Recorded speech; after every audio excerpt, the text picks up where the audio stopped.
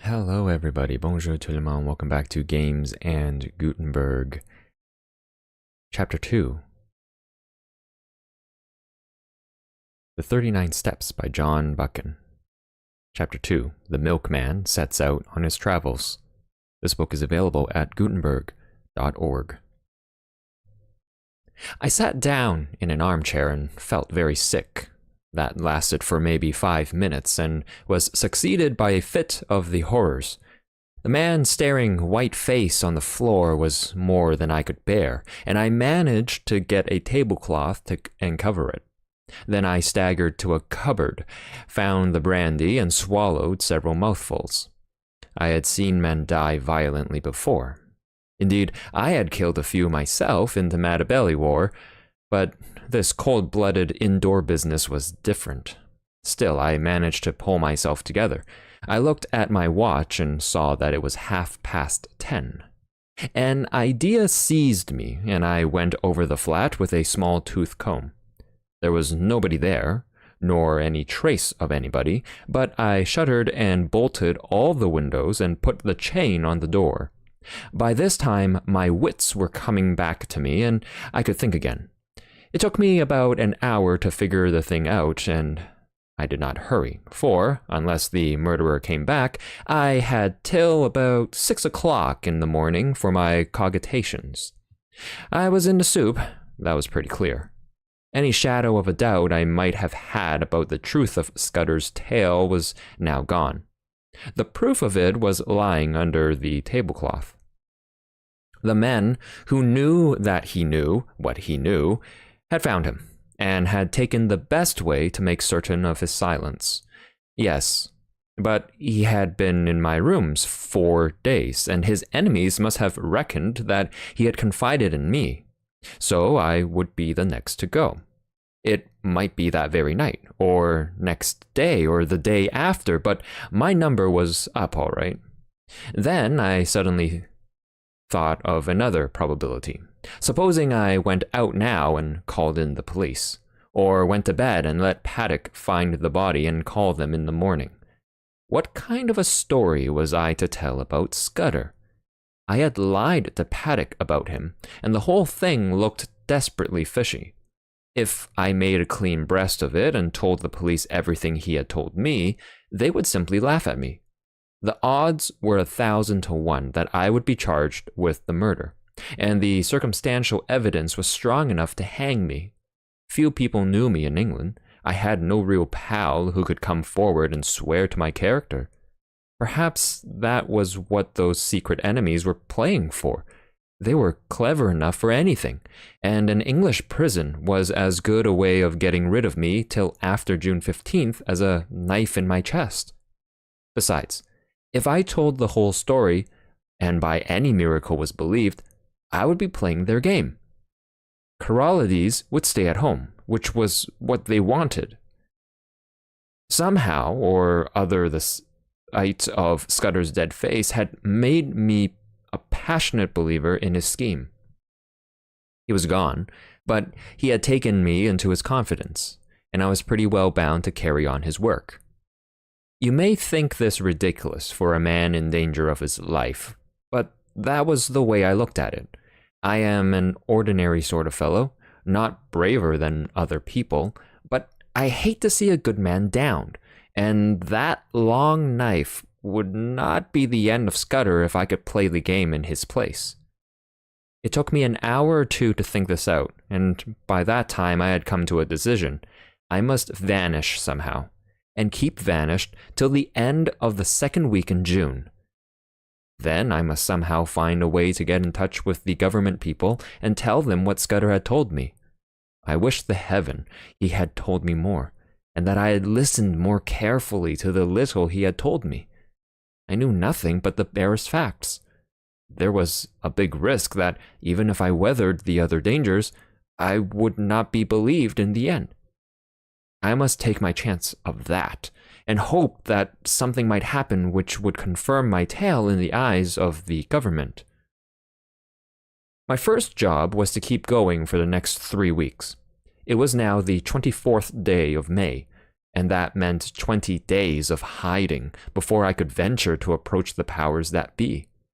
I reckoned that 2 sets of people would be looking for me: Scudder's enemies, to put me out of existence, and the police, who would want me for Scudder's murder. It was going to be a giddy hunt, and it was queer how the prospect comforted me. I had been slack so long that almost any chance of activity was welcome.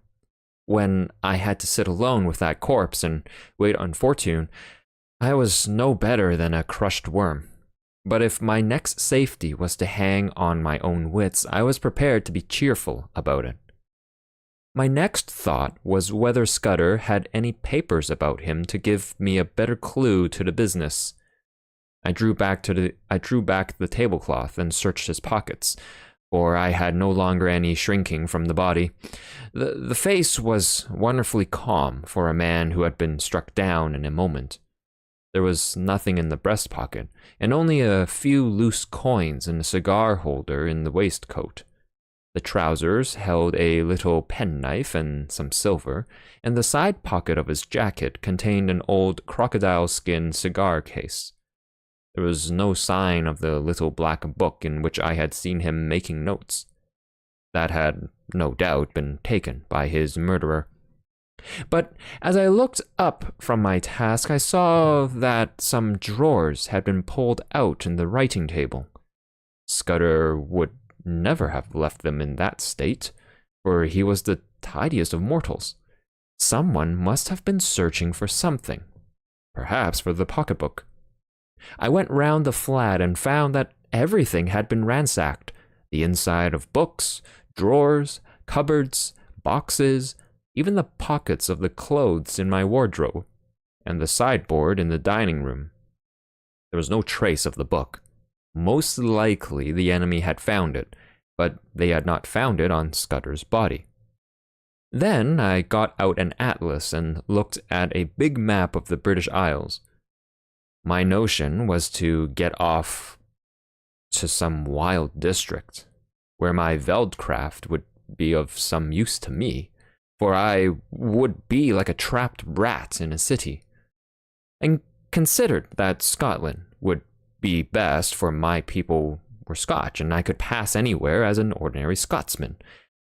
I had half an idea at first to be a German tourist, for my father had German partners, and I had been brought up to speak the tongue pretty fluently, not to mention having put in 3 years prospecting for copper in German Damaraland.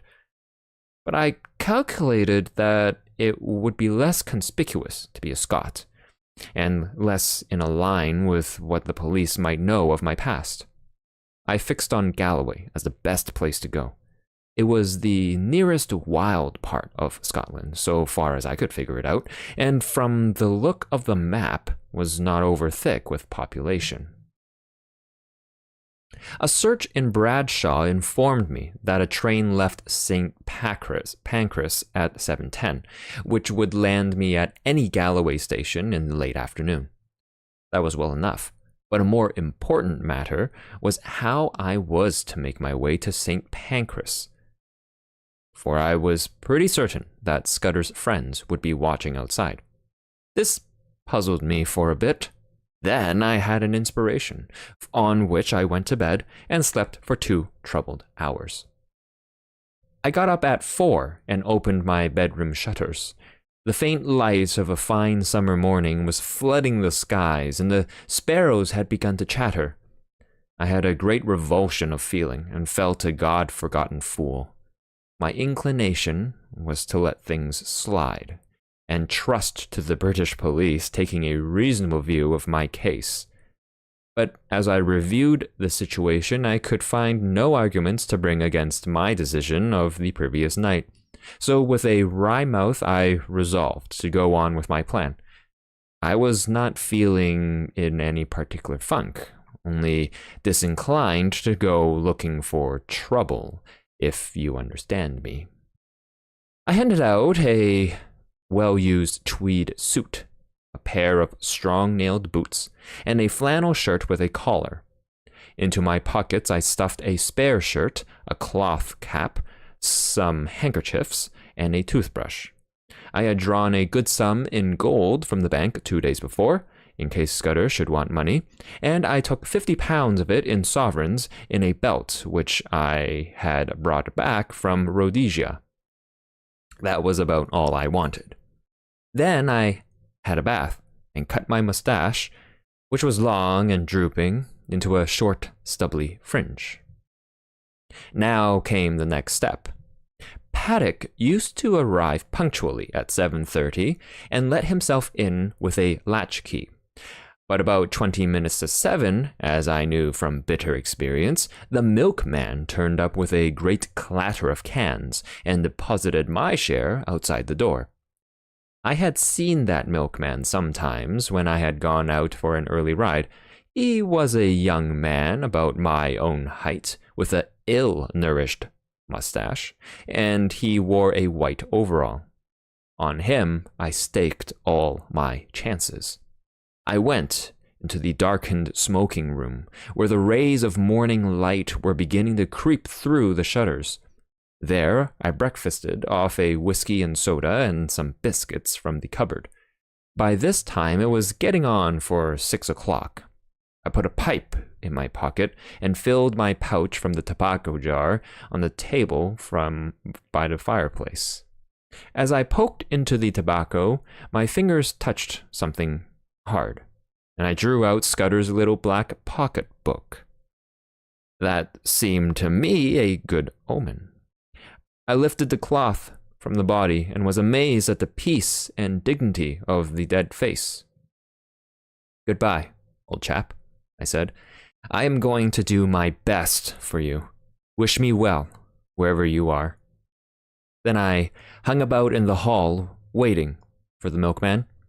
That was the worst part of the business, for I was fairly choking to get out of doors. 6:30 passed, then 6:40, but still he did not come. The fool had chosen this day of all days to be late. At 1 minute after the 6:45, I heard the rattle of the cans outside. I opened the front door, and there was my man, singling out my cans from a bunch he carried and whistling through his teeth. He jumped a bit at the sight of me. "Come in here for a moment," I said. "I want a word with you." And I led him into the dining room. "I reckon you're a bit of a sportsman," I said, "and I want you to do me a service. Lend me your cap and overall for 10 minutes, and here's a sovereign for you." His eyes opened at the sight of the gold, and he grinned broadly. "What's the game?" he asked. "A bet," I said. "I haven't time to explain, but to win it, I've got to be a milkman for the next 10 minutes. All you've got to do is to stay here till I come back. You'll be a bit late, but nobody will complain, and you'll have that quid for yourself." "Righto," he said cheerily. "I ain't the man to spoil a bit of sport. Here's the rig, governor." I stuck on his flat blue hat and his white overall, picked up the cans, banged my door, and went whistling downstairs. The porter at the foot told me to shut my jaw, which sounded as if my makeup was adequate.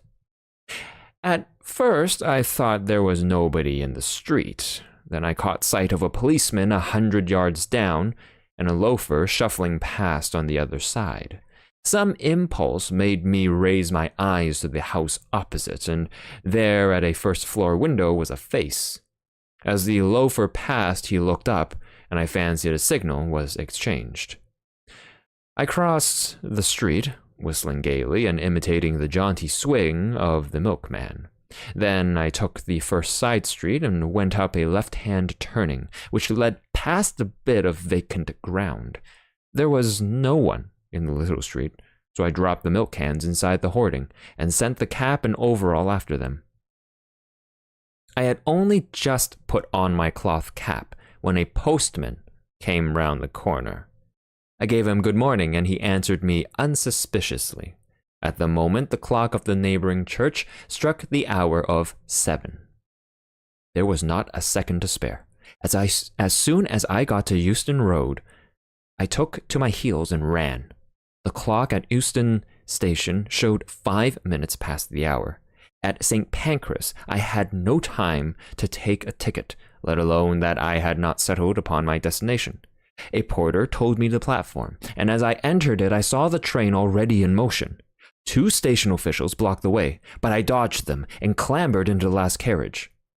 3 minutes later, as we were roaring through the northern tunnels, an irate guard interviewed me.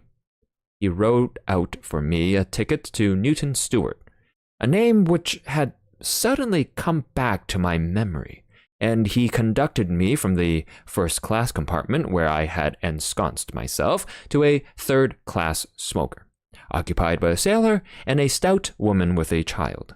He went off grumbling, and as I mopped my brow, I observed to my companions in my broadest Scots that it was a sore job catching trains. I had already entered upon my part. The impudence of a god, said the lady bitterly. He needed a Scotch tongue to put him in his place. He was complaining of his wiener having a ticket and her no far till August 12th, and he was objecting to this gentleman spitting. The sailor morosely agreed, and I started my new life in an atmosphere of protest against authority. I reminded myself that a week ago I had been finding the world dull. End of Chapter 2 of The 39 Steps by John Buchan. This book is available at Gutenberg.org.